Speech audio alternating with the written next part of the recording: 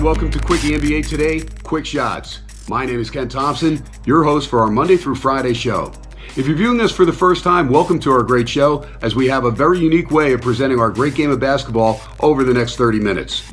The format for our show will be a combination of short, sharp, video-to-video questions and answers at our Quick Shots team by our Quick Shots team. We then allow you to comment whether or not you agree or disagree with any of us. Our team is combined with leading experts and coaches in the game. Tonight, we will recap last night's games as well as take a look at hot headlines. Then we'll preview tonight's games, selections, spreads, and all that fantasy news you'll need to set your lineups. We're going live in 156 countries. Welcome to Quickie's NBA Today Quick Shot.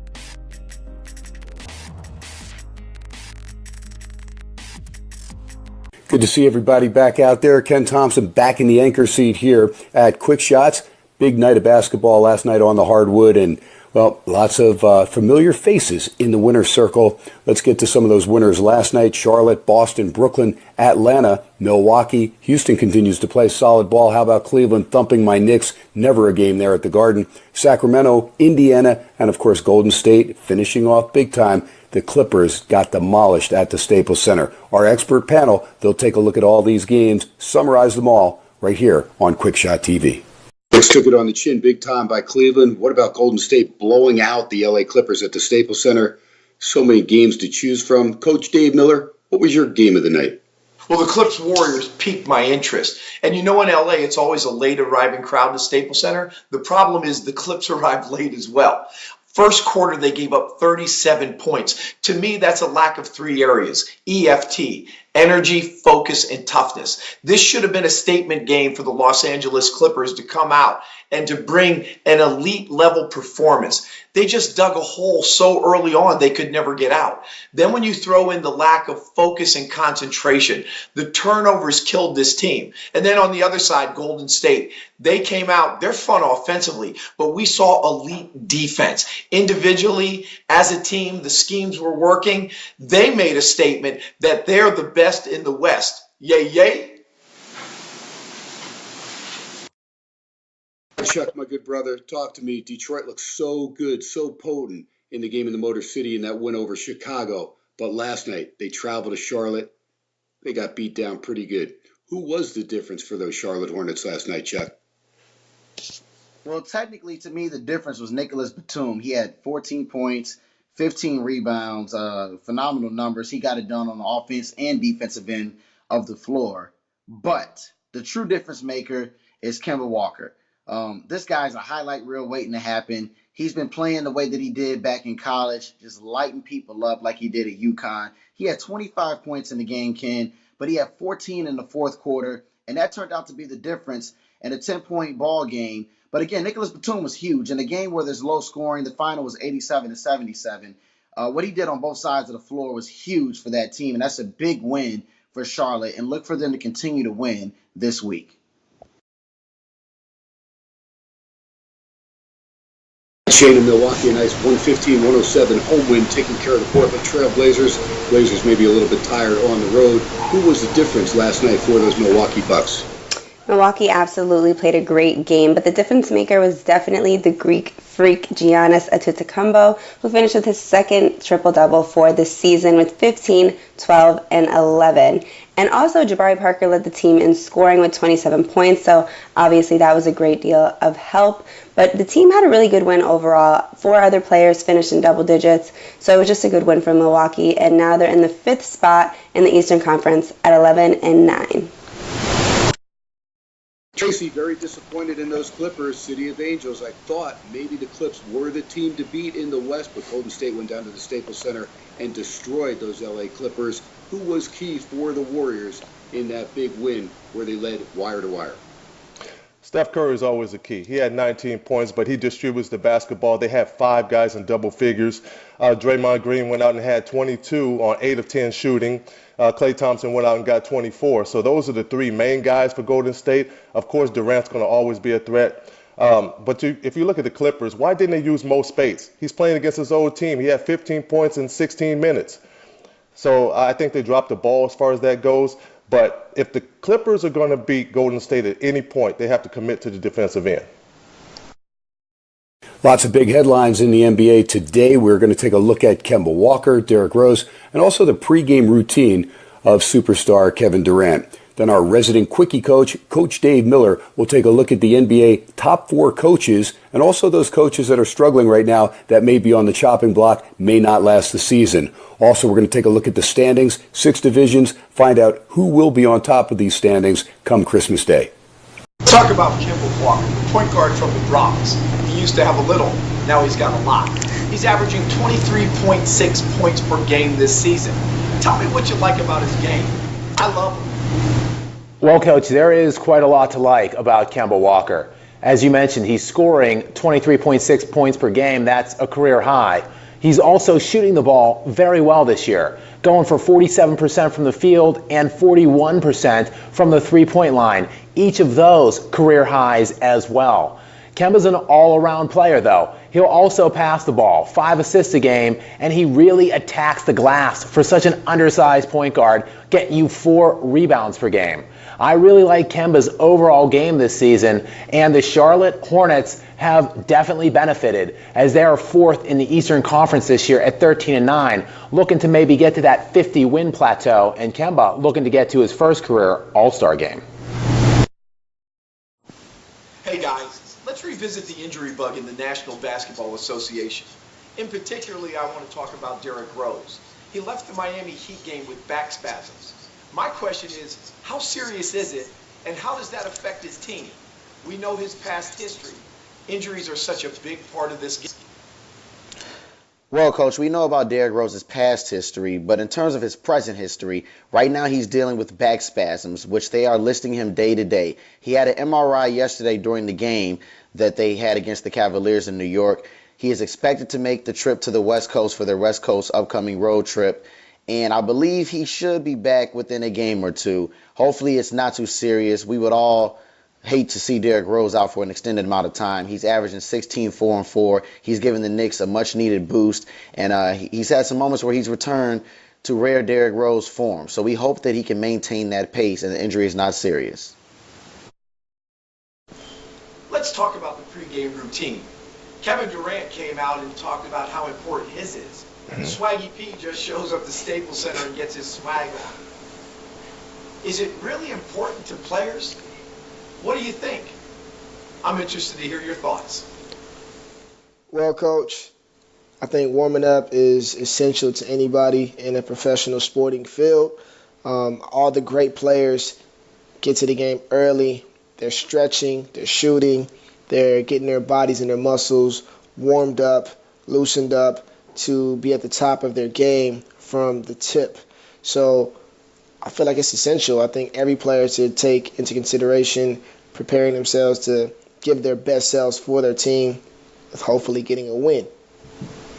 So shout out to Kevin Durant. He takes it serious, and we see that he's playing at the top of his game, having his most efficient season yet.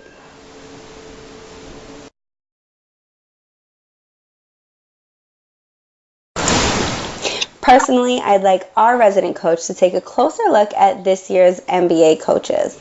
Who's your top 5 coaches and why? Let us know, Coach Miller. Well, let's start at the top, and obviously that's Pop.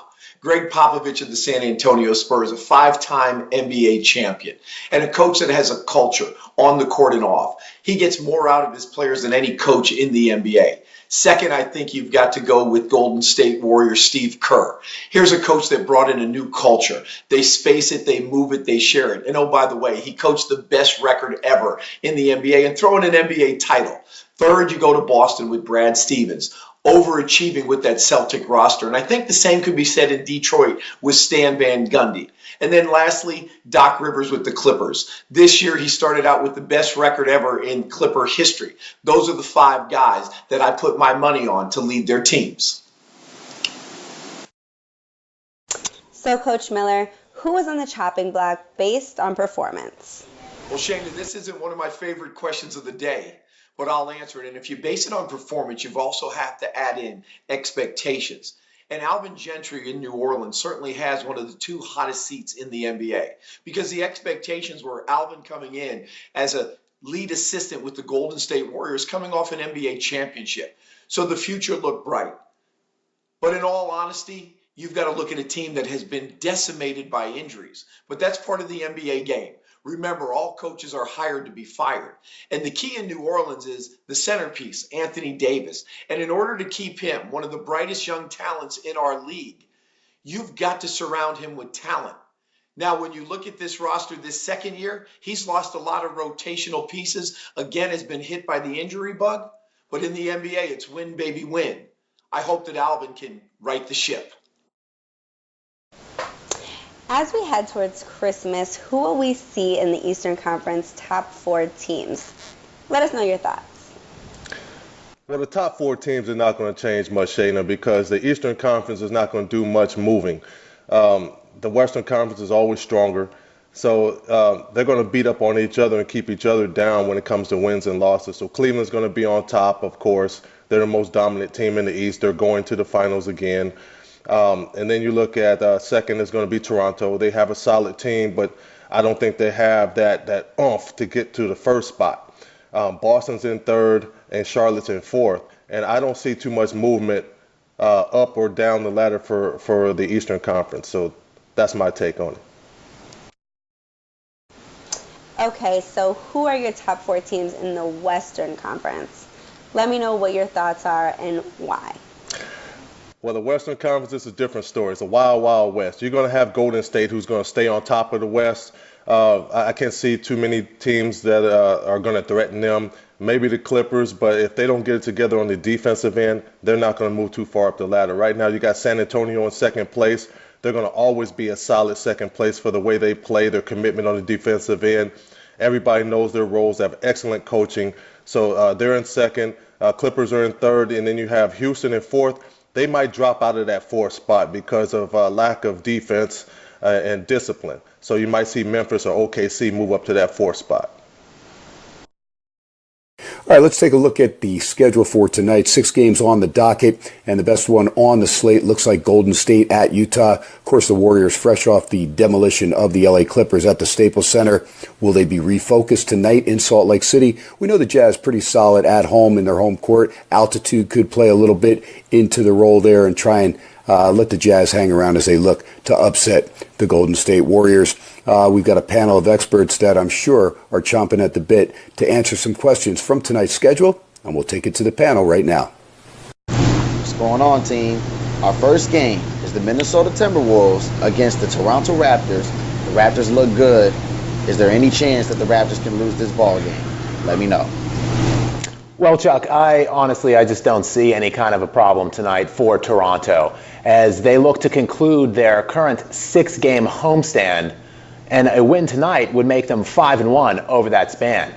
Each team tonight are coming off of losses. The last time out, Toronto dropped a heartbreaker, 116-112 to Cleveland, while Minnesota got blown out 105-91 against the Spurs. I look for Toronto to get back on the winning way, as they have won 7 of 8 overall in their last 8 contests, while Minnesota, just 6-15 on the season, has dropped 8 of their last 10. I really don't see any way that Toronto struggles in this one tonight.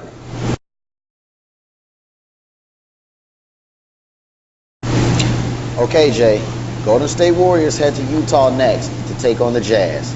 Any chance the Jazz pull off an upset, and might Golden State be tired after their big win over the LA Clippers last night? Let me know, man. Well, Chuck, this is going to be a classic clash of contrasts in terms of style of play tonight. Golden State, obviously the most prolific offensive team we have in the league right now, leading the league in scoring at 120 points per contest, 50% from the field, that's number 1 in the NBA, and 32 assists per game as a team, also number 1. On the other end, Utah is leading the league in defensive points per game allowed at 95.5. They're also third in the league in 43% field goal percentage allowed. This is going to be a matchup of offense versus defense. But in this one, I simply can't see Golden State struggling. They've won 5 straight against Utah overall and 11 of its last 12. I look for them to continue that streak. Okay, Johnny. San Antonio Spurs travel to my hometown, Chicago, to take on my Chicago Bulls. Any chance the Bulls can get an upset here? As we have seen, the Spurs are proving once again that they are serious contenders. What do you think, man? Let me know. I absolutely love these Bulls. Huge fan of Jimmy Butler. I love the addition of Dwayne Wade. But to be honest, I just don't see it. Um, the Bulls just have not been performing well. The last game they played shot 13% from three. They did play 4 games in 5 nights. They have had 2 days to rest. But the whole Rondo piece, I don't feel like blends very well. There's too many turnovers. I still think they're trying to find their groove. Possible they could play well, but I just don't see it. Kawhi Leonard's so good. I look at the Spurs as the Monstars from Space Jam. I'm rooting for the Bulls, but I just don't see it happening.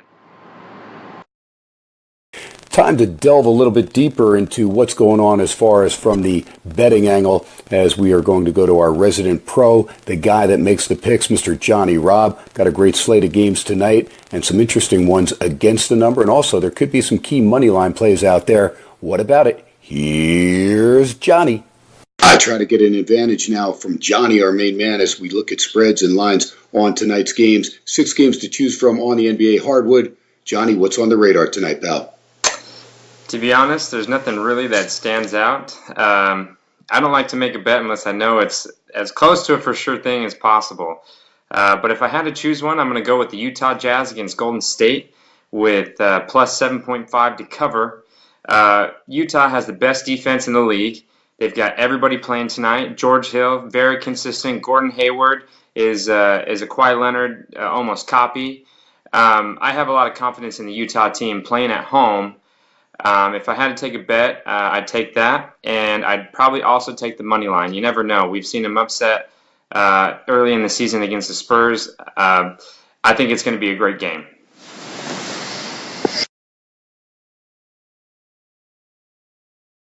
I know you're focusing in on all 6 of these games tonight, but what about the Jazz at home against the Warriors? Did the Warriors exert too much effort in that rout against the Clippers? What about Utah? We know they play their best ball up there in the altitude. What does Johnny say? Warriors at Utah. Well, last night's game against the Clippers, it was interesting to see how well they were playing, even without Kevin Durant and Steph Curry putting up shots. I think we've seen that whole team is just insane offensively. But I'm going to have to give this one to Utah. Playing at home, Golden State with their second game on the road back-to-back. Utah having the number 1 defense, so much depth in the bench and the starting lineup. We almost saw them take out Golden State last year. I think that this is their year, and I think that we're going to see the win on Utah. Fun to take a look at those money lines. What about it, Johnny? 6 games to choose from. What looks good? What's enticing as far as taking a team that can win on that money line?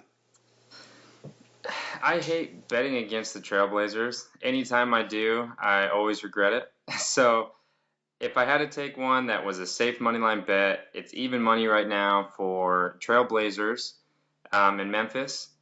If you want to take a little bit of a risk and you want to make some real money, I'd put my money on the Jazz at plus 270.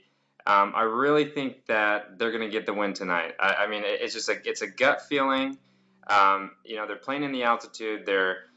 They've got everybody playing. I really think they're going to come out and we're going to see the best game they've ever played. Surges in pace, which measures the amount of possessions per 48 minutes, is super important. Pace is an essential ingredient for fantasy basketball, particularly when seeking differentiations in lineup decisions and especially in daily fantasy. The 4 teams with the largest increase in pace are the Nets, Lakers, Cavs, and Nuggets. Should your fantasy team dominate with players from these rosters? Jay, I think your team should dominate with teams and players that prove to be consistent. And if you're suffering from injured players or you have players that are hitting slumps, then it's great to look towards those teams like the Cavs. And you have a player like Kevin Love who's looking like his old self in Minnesota. So if you're able to, drop players and acquire those players or make trades for those type of players, definitely do that. If you're coming into the fantasy season with, a high draft pick and you have a great core, build around that with these teams that have that increase in pace.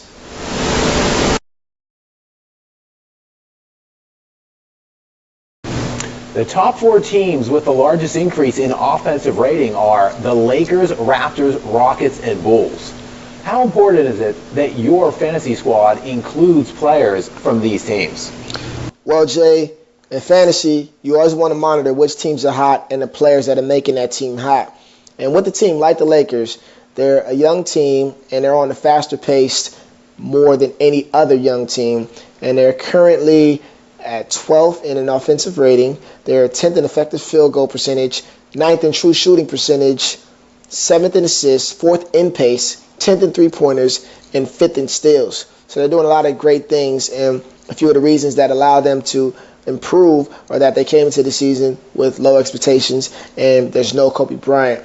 And then, you have a team like the Rockets who have a lot of three-point shooting, and their offensive rating is through the roof, and they're second in scoring. So pick those players up. Owners of Mike Conley will have to start giving a thought of a replacement, as news comes out that he could be out for as many as 6 weeks. Who would be a good replacement for the guard? I don't think we need to go too far. We have Andrew Harrison, who has taken his place in the last 3 games. Memphis has gone 2-1 with him. He's improving in the stretch, shooting 50% from 3, averaging 13 points a game, 5 assists, 4 rebounds. This isn't bad, and I think we're going to see him grow, and I would stick this out. All right, that'll do it. Another solid show in the books for kwickieTV. Don't forget to watch NBA Today Quick Shots Monday through Friday with me, Ken Thompson. Hope you enjoyed it. I did as well. We'll talk to you tomorrow. Have a great evening, everybody.